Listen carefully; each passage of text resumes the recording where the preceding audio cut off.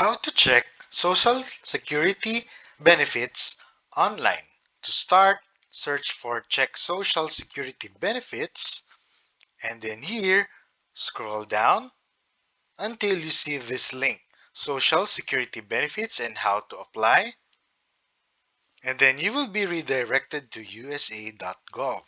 In here, you will see and learn about the types of Social Security benefits and how to apply. So in here, you will see this link.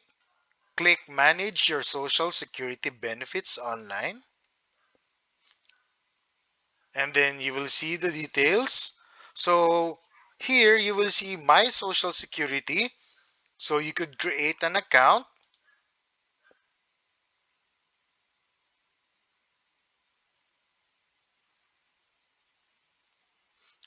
So in here, you can create an account or sign in using login.gov, id.me, or sign in with Social Security username. After signing in, you can try the popular online services such as review your information, apply for benefits, manage your account, find and help answers.